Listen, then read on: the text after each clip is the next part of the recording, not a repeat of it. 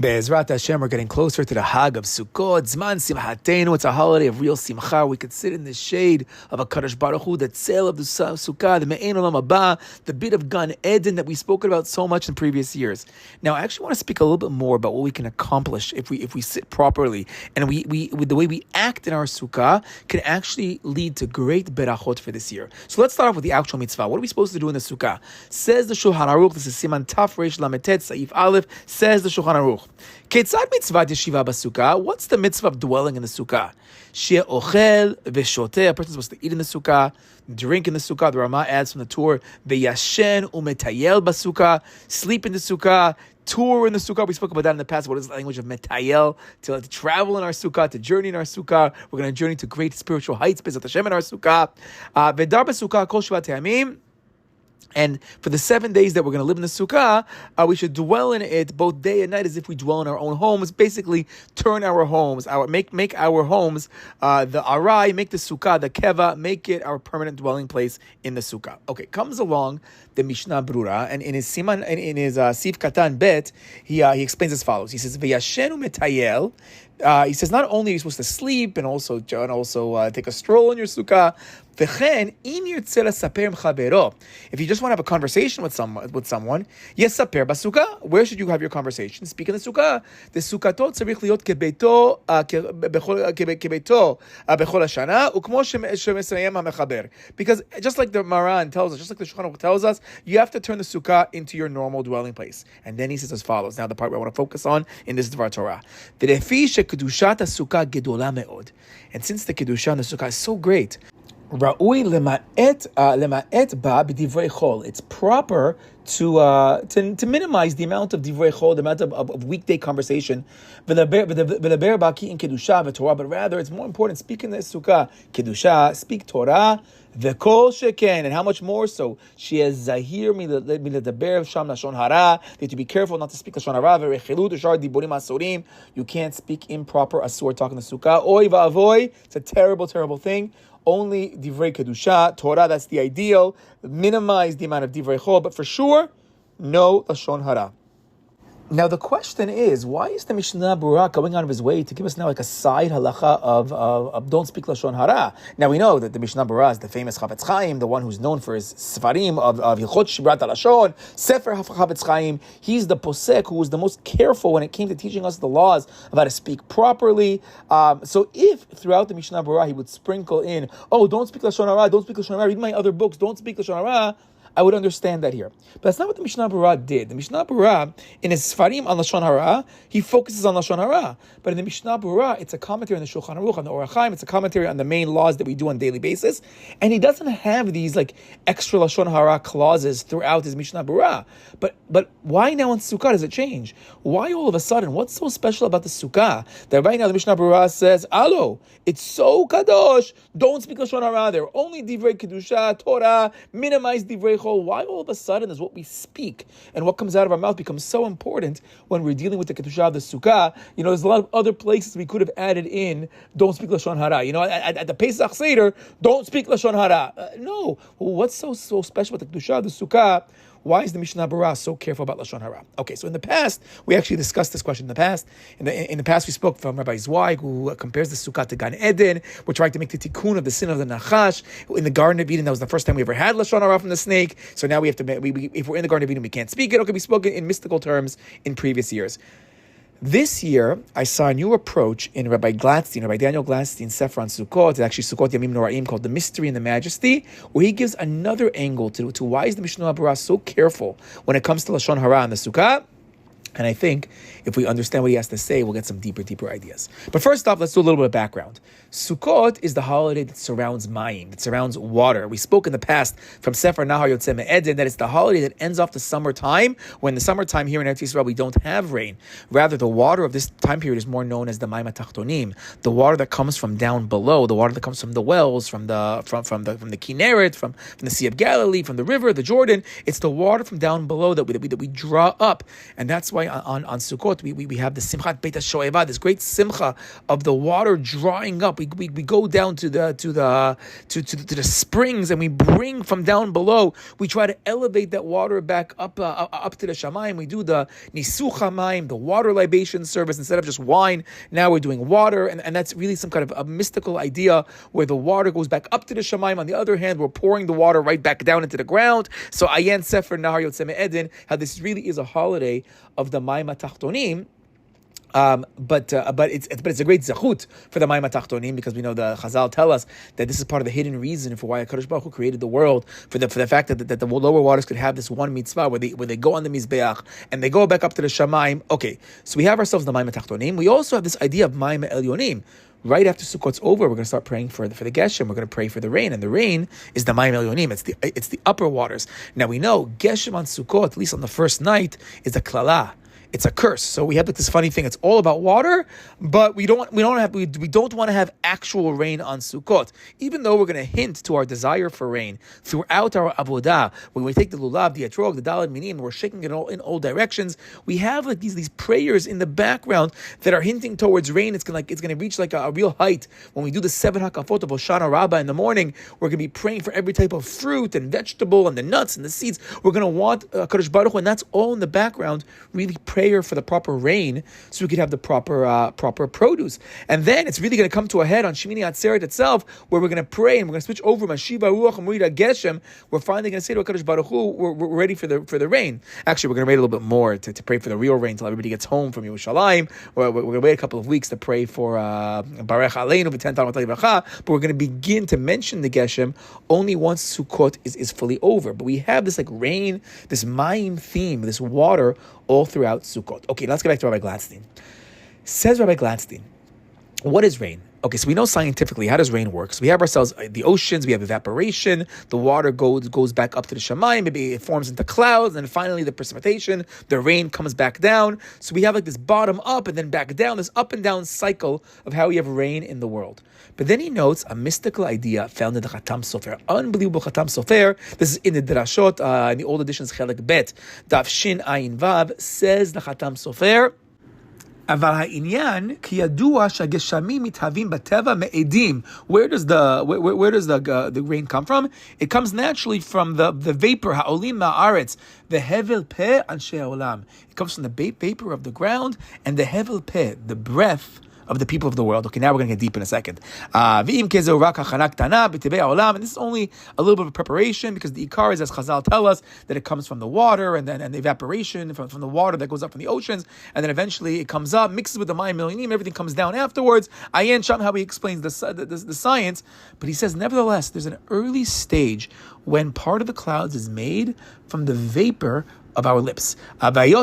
כן, החוש והשכל יעיד כי אם בני אדם וההבל והעדים העולים מהם הוא מהבל פה דובר נבלה ולשון הרע וחילות. So he says, based on this, the sechel is going to tell us, and this actually goes very well when we have like these science experiments, when you speak lashon hara to a plant, first if you sing and praise the plant, and people have done this. I remember Rabbi Sasson in the dorms has done this in the past, and he starts speaking to the plants, and that plants, they don't make it, they come out darker, they come out messed up, but the plants that he actually sang to and said praises to, it grew so beautifully. So he says, if the vapor that comes out of our mouths is a vapor that's speech of nevela, lashon hara, vechilut, just terrible speech, hageshamim hamehavim mizeh, hema meluchlachim mezohamat klipat avonot, upesha'im hema.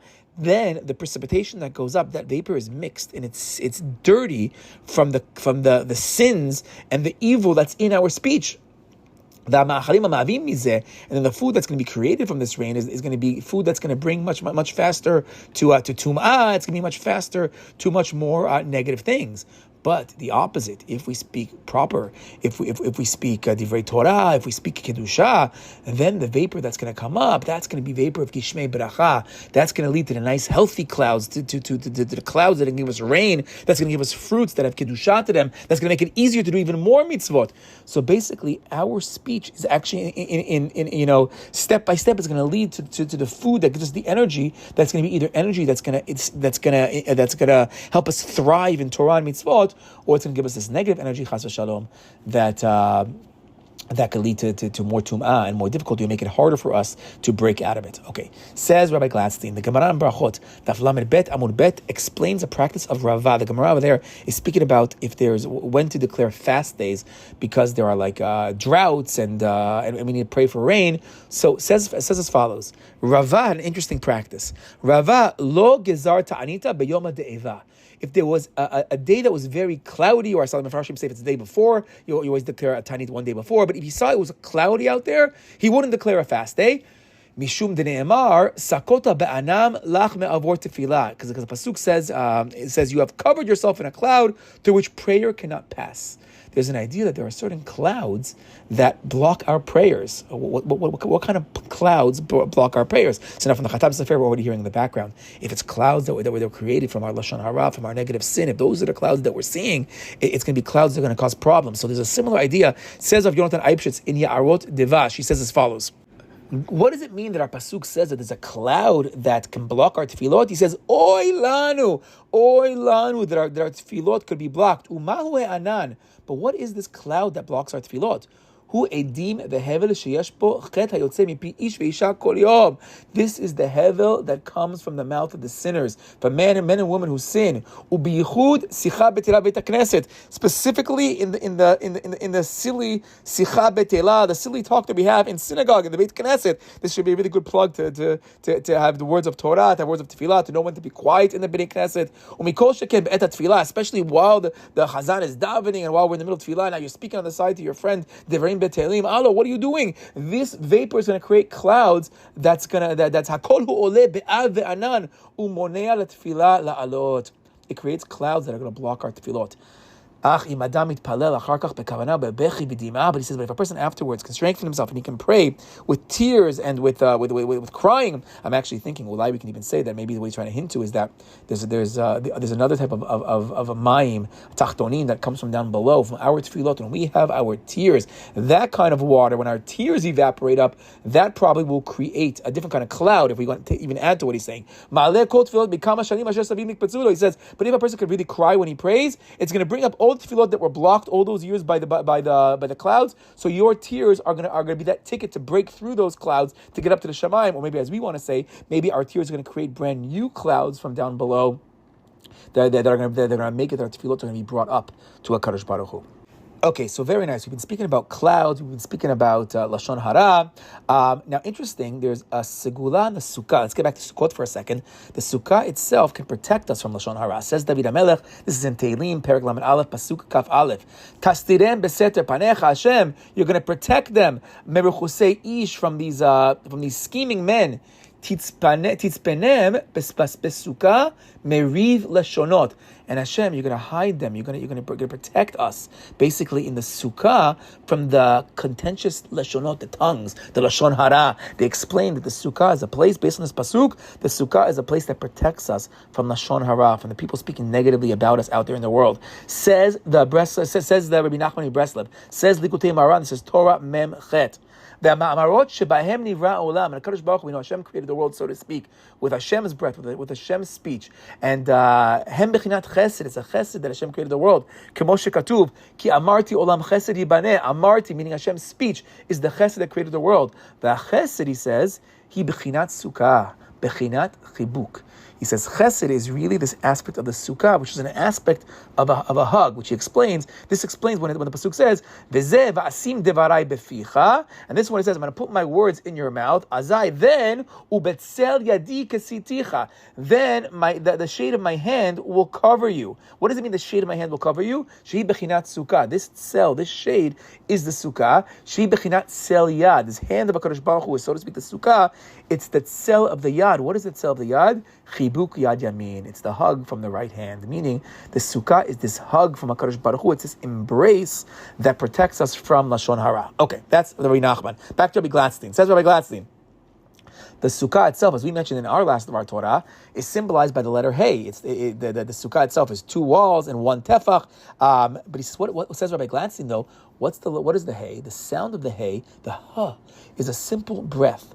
It's the vapor that comes out of our mouth. That's the breath that creates our clouds. That's the breath that's going to lead to our proper geshem. The sukkah is a symbol towards those breath. He actually goes on to speak a lot more about the aravot, the different daled minim, the different four species correspond to different parts of the body. The aravot symbolize the mouth, and he gives all kinds of halachot that they can't be too round because a round one would symbolize like an open mouth, and we're all about closing our mouth right now to protect ourselves from Lashon Hara. We hit the aravot on the ground on Hoshana Rabbah. He says that's a whole big tikkun. Check the sidurs over there with the Lashem Yechuds that take place. That those are all tikkunim for Lashon Hara. That if we could fix our mouth, there's going to be no mekategrim. There's going to be no prosecution in the Shemaim against us. So even in the whole avodah of the Arabah, there's this avodah fixing Lashon Hara. So the sukkah protects us from Lashon Hara. We have the daled minim, the aravot protect us from the Lashon Hara. And I think if we look at the bigger picture, we take Rabbi Gladstein one step further. I think he hints at this, but we can maybe drive the point home even more.